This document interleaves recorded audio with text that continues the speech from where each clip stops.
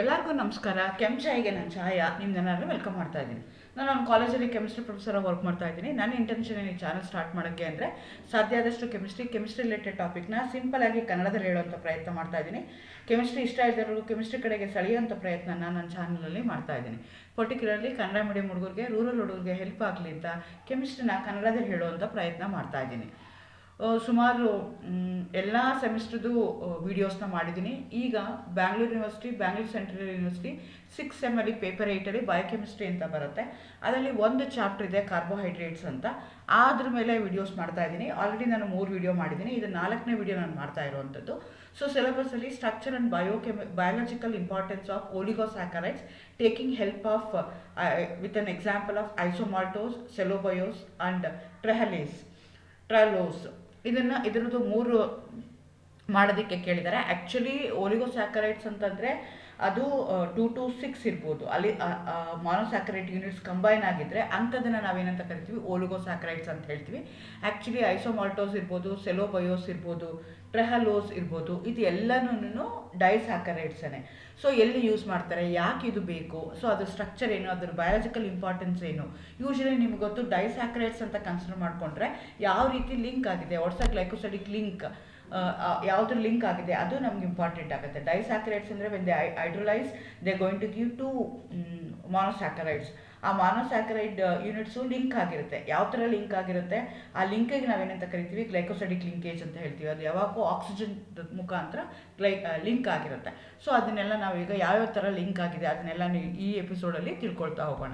Again welcome to ಕೆಮ್ಚಾಯ. ನನ್ನ ಚಾನಲ್ನ ಸಬ್ಸ್ಕ್ರೈಬ್ ಮಾಡಿ, ಶೇರ್ ಮಾಡಿ. ನಿಮಗೆ ಗೊತ್ತು, ಕಾರ್ಬೋಹೈಡ್ರೇಟ್ಸ್ ಅಂದರೆ ಏನು ಅಂದರೆ ಪಾಲಿಹೈಡ್ರಾಕ್ಸಿ ಆಲ್ಡಿಹೈಡ್ಸ್ ಅಥವಾ ಕೀಟೋನ್ಸ್ ಅಥವಾ ಅವ್ರ derivative are any substances which on hydrolysis which going to give these compounds are called as carbohydrates. Carbohydrates ಅಂದರೆ ಕಾರ್ಬನ್ ಇರುತ್ತೆ, ಹೈಡ್ರೋಜನ್ ಇರುತ್ತೆ, ಆಕ್ಸಿಜನ್ ಇರುತ್ತೆ. Usually functional group hydroxyl group ಇರುತ್ತೆ along with aldehydes and ketones. ಇದಕ್ಕೆ ಕಾರ್ಬೋಹೈಡ್ರೇಟ್ಸ್ಗೆ saccharides ಅಂತಲೂ ಕರೀತಾರೆ. ಯಾಕೆ ಅಂದರೆ it has been obtained derive from Latin saccharum ಅಂತ. ಯಾವಾಗೂ ನಿಮಗೆ ಕಾರ್ಬೋಹೈಡ್ರೇಟ್ಸ್ ಆದರೆ always they going to end up with OSC ಇಂದ ಎಂಡ್ ಹಾಕ್ತವೆ. ಆ ಥರ ನಿಮಗೆ ಗೊತ್ತಾಗ್ತಾಗುತ್ತೆ. ನೆಕ್ಸ್ಟ್ ಕ್ಲಾಸಿಫಿಕೇಷನ್ ಯಾವ ಥರ ಮಾಡಿದ್ದಾರೆ. So since they have use the word oligosaccharide ನಿಮಗೆ ಗೊತ್ತಿರಬೇಕು. ಅದನ್ನು 3 ಥರ ಕ್ಲಾಸಿಫೈ ಮಾಡಿದ್ದಾರೆ based on number of simple units ಎಷ್ಟಿದೆ ಅಂತ. ಒಂದೇ ಒಂದು ಗ್ಲುಕೋಸ್ ಯೂನಿಟ್ ಇತ್ತು ಅಂತ ಇಟ್ಕೊಳ್ಳೋಣ, ಅಂಥದಕ್ಕೆ ನಾವು ಮಾನೋಸ್ಯಾಕರೈಡ್ಸ್ ಅಂತ ಹೇಳ್ತೀವಿ. ಓಲಿಗೋಸ್ಯಾಕರೈಡ್ಸಲ್ಲಿ 2 to 6 ಇರುತ್ತೆ. 2 ಇರ್ಬೋದು, 3 ಇರ್ಬೋದು, ಅಥವಾ 4 ಇರ್ಬೋದು. ಅದಕ್ಕಿಂತ ಜಾಸ್ತಿ ಇತ್ತು ಅಂದರೆ ನಾವು ಪಾಲಿಸ್ಯಾಕರೈಡ್ಸ್ ಅಂತ ಹೇಳ್ತೀವಿ. Oligosaccharides, these are the sugars that yield 2 to 10 molecules of the same or different monosaccharides on hydrolysis. So oligosaccharides ಅಲ್ಲಿ ಏನಾಗುತ್ತೆ ಅಂತಂದರೆ ಮೋರ್ ದ್ಯಾನ್ 1 ಇತ್ತು ಅಂತಂದರೆ, 1 ಶುಗರ್ ಯೂನಿಟ್ ಇತ್ತು, 1 ಮಾನೋಸ್ಯಾಕರೈಡ್ ಯೂನಿಟ್ ಇತ್ತು ಅಂತಂದರೆ ಅದನ್ನು ನಾವು ಓಲಿಗೋಸ್ಯಾಕರೈಡ್ಸ್ ಅಂತ ಹೇಳ್ತೀವಿ. ಸೊ 2 ಇತ್ತು ಅಂತಂದರೆ ಡೈಸ್ಯಾಕರೈಡ್ ಅಂತ ಹೇಳ್ತೀವಿ, 3 ಇತ್ತು ಅಂತಂದರೆ ಟ್ರೈಸ್ಯಾಕರೈಡ್ ಅಂತ ಹೇಳ್ತೀವಿ, 4 ಇತ್ತು ಅಂದರೆ ಟೆಟ್ರಾಸ್ಯಾಕರೈಡ್, ಹಾಗೆ ಹೇಳ್ತಾ ಹೋಗ್ತೀವಿ. ಸೊ ಓಲಿಗೋಸ್ಯಾಕರೈಡ್ಸಲ್ಲಿ ಏನಾಗುತ್ತೆ, 2 to 10 ಮಾನೋಸ್ಯಾಕರೈಡ್ ಯೂನಿಟ್ಸ್ ಇರುತ್ತೆ. ಅವು ಸೇಮ್ ಇರ್ಬೋದು ಅಥವಾ ಅವು ಬೇರೆ ಬೇರೆನೂ ಇರ್ಬೋದು. So according to your syllabus, ನಿಮ್ಮ ಸಿಲೆಬಸ್ ಪ್ರಕಾರ ಅವ್ರು ಏನು ಹೇಳ್ತಾ ಇದ್ದಾರೆ ಅಂತಂದರೆ 3 ಡೈಸ್ಯಾಕರೈಡ್ ಯೂನಿಟ್ನ ನೀವು ಓದಬೇಕು ಅಂತ ಹೇಳ್ತಾರೆ. 2 ಪಾರ್ಷಿಯಲ್ ಹೈಡ್ರಾಲಿಸಿಸ್ ಆಫ್ ದಿ ಪಾಲಿಸ್ಯಾಕರೈಡ್ಸ್ ಆಗುತ್ತೆ. ಒಂದು ಐಸೋಮಾಲ್ಟೇಸ್ ಇದೆ, ಇನ್ನೊಂದು ಸೆಲೋಬಯೋಸ್ ಇದೆ, ಇನ್ನೊಂದು ನ್ಯಾಚುರಲ್ ಆಗಿ ಸಿಕ್ಕೋ ಅಂಥದ್ದು. ಸೊ ಈ 3 ಸ್ಟ್ರಕ್ಚರ್ ಇರ್ಬೋದು, ಅದ್ರದ್ದು ಬಯಾಲಜಿಕಲ್ ಇಂಪಾರ್ಟೆನ್ಸ್ ಏನಿರ್ಬೋದು ಅದನ್ನು ನೀವು ತಿಳ್ಕೊಳ್ತಾ ಹೋಗಬೇಕಾಗತ್ತೆ. ಸೊ ಇವೆ 3 ಡೈಸ್ಯಾಕರೈಡ್ ಅಂತ ಹೇಳ್ತೇವೆ. When they dissolve in water, so when they undergo hydrolysis they going to give 2 molecules of monosaccharide units. ಹಾಗಾಗಿ ಅದನ್ನು ನಾವೇನಂತ ಕರಿತೀವಿ, ಡೈಸ್ಯಾಕರೈಡ್ಸ್ ಅಂತ ಕರಿತೀವಿ. ಸೊ ಈ ಡೈಸ್ಯಾಕರೈಡ್ಸ್ ಏನಾಗುತ್ತೆ ಅಂದರೆ they going to link together through glycosidic linkage. ಅವು ಹೆಂಗೆ ಲಿಂಕ್ ಆಗಿರ್ತಲ್ಲ ಆ ಲಿಂಕಿಗೆ ನಾವೇನಂತ ಕರಿತೀವಿ, ಗ್ಲೈಕೋಸೈಡಿಕ್ ಲಿಂಕೇಜ್ ಅಂತ ಹೇಳ್ತೀವಿ. ಥ್ರೂ ಆಕ್ಸಿಜನ್ ಆಟಮ್ ಮಧ್ಯದಲ್ಲಿ ಇಟ್ಕೊಂಡು ಬಾಂಡ್ ಅವು ಫಾರ್ಮೇಷನ್ ಆಗಿರುತ್ತೆ. So oligosaccharides occur free in nature while others are formed by the partial hydrolysis of polysaccharides. ಈ ಓಲಿಗೋಸ್ಯಾಕರೈಡ್ಸು ನೇಚರಲ್ಲೂ ಸಿಗ್ಬೋದು, ಇಲ್ಲ ಅಂತಂದರೆ partial hydrolysis of the ಪಾಲಿಸ್ಯಾಕರೈಡ್ಸ್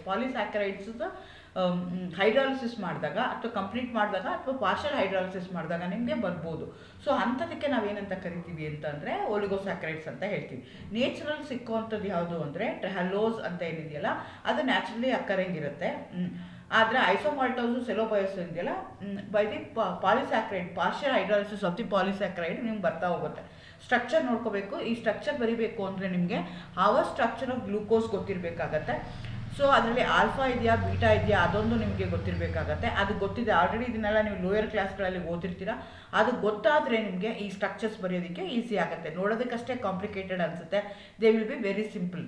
so ಎಲ್ಲದರಲ್ಲೂ ನಿಮ್ಗೆ ಏನಾಗಿದೆ ಅಂದರೆ ಗ್ಲೂಕೋಸ್ ಯೂನಿಟ್ಸ್ ಇದೆ, how they are linked through the glycosidic, ಅದ್ರ ಮೇಲೆ ನಿಮಗೆ ಹೇಳ್ತಾ ಹೋಗ್ತೀವಿ. ಸೊ ಈಗ ಫಸ್ಟ್ ಒನ್ ತೊಗೊಂಡ್ರೆ isomaltase, partial hydrolysis of the polysaccharide ಮಾಡಿದಾಗ ಇದು ಬರ್ತಾ ಹೋಗುತ್ತೆ. ಇಲ್ಲಿ ಏನಾಗುತ್ತೆ ಅಂದರೆ ಇದು ಸ್ಟಾರ್ಚ್ ಡೈಜೆಷನ್ ಆದಾಗ ನಮ್ಮ ಬಾಡಿ ನ್ಯೂಮನಲ್ಲಿ ಏನಾಗುತ್ತೆ ಅಂದರೆ ಪಾಲಿಸ್ಯಾಕರೈಡ್ಸ್ R produced as the end product of the starch digestion. ನಿಮಗೆ ಗೊತ್ತು, ಸ್ಟಾರ್ಚ್ ಇರ್ಬೋದು, ಕಾರ್ಬೋಹೈಡ್ರೇಟ್ ಇರ್ಬೋದು, ಅದನ್ನು ಡೈಜೆಷನ್ ಆಗ್ತೀವಿ ಅಂತಂದರೆ ಗ್ಲೂಕೋಸ್ ಬರುತ್ತೆ.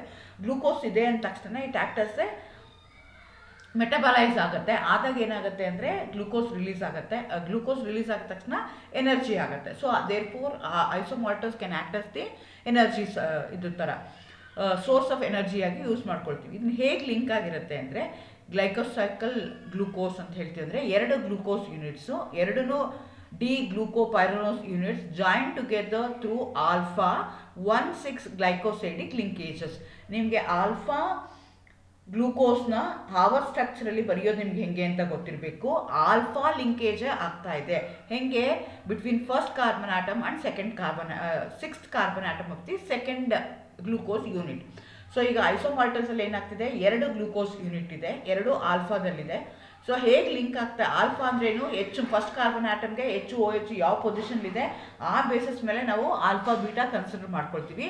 ಆಲ್ಫಾ ಅಂತಂದರೆ ಹೆಚ್ಚು ಮೇಲ್ಗಡೆ ಇರುತ್ತೆ, ಓ ಹೆಚ್ಚು ಕೆಳಗಡೆ ಇರುತ್ತೆ. ಸೊ ಅದು ಒಂದು ಗ್ಲೂಕೋಸ್ದು, ಇನ್ನೊಂದು ಗ್ಲೂಕೋಸು, ಅವೆರಡರ ಮಧ್ಯೆ ಲಿಂಕ್ ಯಾವುದಾಗಿದೆ, between first carbon atom of one glucose unit 6 carbon atom of the another glucose unit link ಆಗ್ತಿದೆ ಥ್ರೂ ಆಕ್ಸಿಜನ್. ಅಂಥ ಬಾಂಡ್ಗೆ ನಾವೇನಂತ ಕರಿತೀವಿ, ಗ್ಲೈಕೋಸೈಡಿಕ್ ಲಿಂಕೇಜ್ ಅಂತ ಹೇಳ್ತೀವಿ.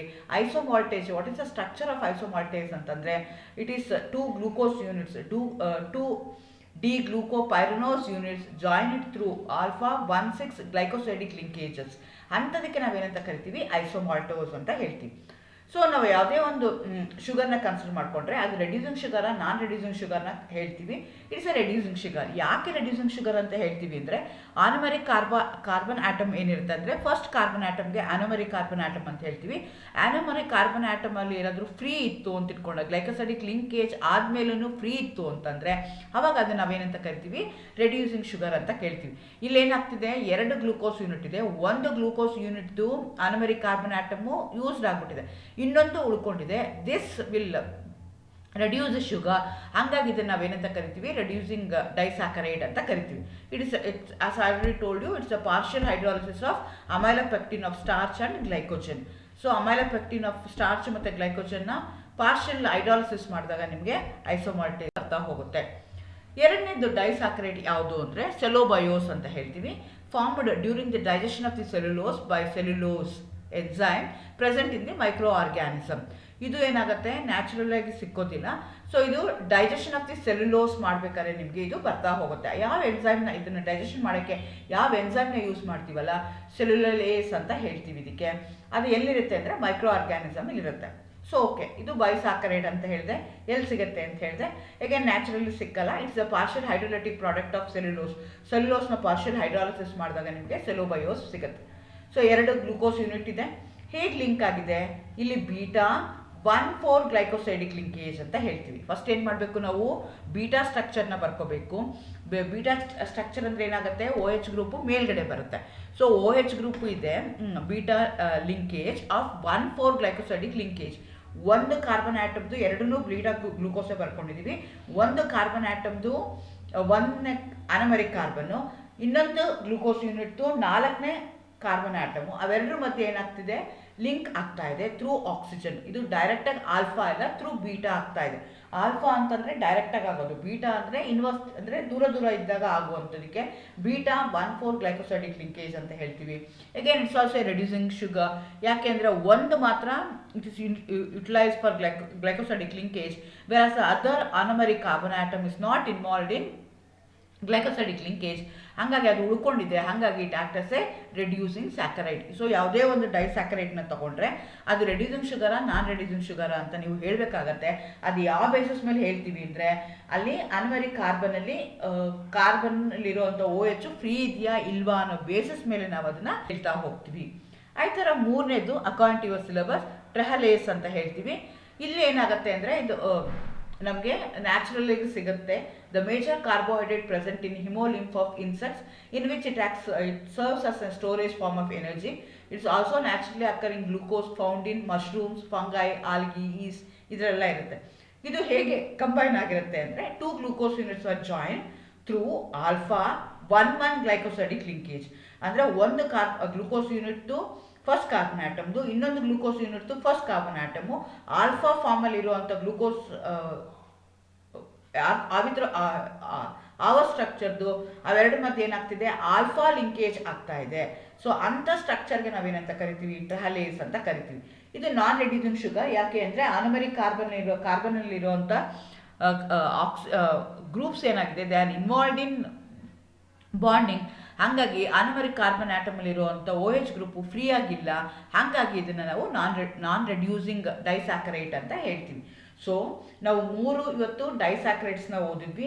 ಆ 3 ಡೈಸ್ಯಾಕರೈಡ್ಸಲ್ಲಿ 2 ವಿಚಾರ obtain by the partial hydrolysis, ಇನ್ನೊಂದು ನೇಚರಲ್ಲಿ ಸಿಕ್ಕುವಂಥದ್ದು. 3ರಲ್ಲೂ ನಮಗೆ ಗ್ಲೂಕೋಸ್ ಯೂನಿಟ್ ಇದೆ. ಒಂದರಲ್ಲಿ ಟ್ರೆಹಲೇಸಲ್ಲಿ ನಿಮ್ಗೆ ಏನಾಗ್ತಿದೆ ಆಲ್ಫಾ 1,1 ಗ್ಲೈಕೋಸೈಡಿಕ್ ಲಿಂಕೇಜ್ ಆಗ್ತಾ ಇದೆ. ಅದೇ ಥರ ಮಾಲ್ಟೋಸ್ನ ತೊಗೊಂಡ್ರೆ ನಿಮಗೆ 1,6 ಗ್ಲೈಕೋಸೈಡಿಕ್ ಲಿಂಕೇಜ್ ಆಗ್ತಾ ಇದೆ. ಅದು ರೆಡ್ಯೂಸಿಂಗ್ ಶುಗರ್ ಐಸೋಮಾಲ್ಟೋಸ್. ಅದೇ ಥರ ನೀವು ಇದನ್ನು ತೊಗೊಂಡ್ರೆ ಸೆಲೋಬಯಸ್ ತೊಗೊಂಡ್ರೆ ಅದು ರೆಡ್ಯೂಸಿಂಗ್ ಶುಗರ್ ಆಗ್ತಾ ಇದೆ. ಅದು ಬೀಟಾ 1,4 ಗ್ಲೈಕೋಸೈಡಿಕ್ ಲಿಂಕೇಜ್ ನಿಮ್ಗೆ ಆಗ್ತಾ ಇದೆ. ಸೊ ಆ ಲಿಂಕೇಜ್ ನೆನ್ಪಿಟ್ಕೋಬೇಕು. ಆವ ಸ್ಟ್ರಕ್ಚರ್ ಆಫ್ ಗ್ಲೂಕೋಸ್ ಬರೆಯೋದು ನಿಮ್ಗೆ ಗೊತ್ತಾಗಬೇಕು, ಆಲ್ಫಾನ ಬೀಟಾನ ಅಂತ ಗೊತ್ತಾಗಬೇಕು. ಆವಾಗ ನೀವು ಸ್ಟ್ರಕ್ಚರ್ ಬರೆಯೋದಕ್ಕೆ ಈಸಿ ಆಗತ್ತೆ. ನೋಡೋದಕ್ಕಷ್ಟೇ ಸ್ಟ್ರಕ್ಚರ್ ಕಾಂಪ್ಲಿಕೇಟೆಡ್ ಅನಿಸುತ್ತೆ, ಅರ್ಥ ಮಾಡ್ಕೊಂಡ್ಬಿಟ್ರೆ ಸ್ಟ್ರಕ್ಚರ್ ಬರೆಯೋದು ಅರ್ಥ ಆಗ್ಬಿಟ್ರೆ ಈಸಿಯಾಗಿ ನಾವು ಅದನ್ನು ಮಾಡ್ತಾ ಹೋಗ್ಬೋದು. All the best. Thank you.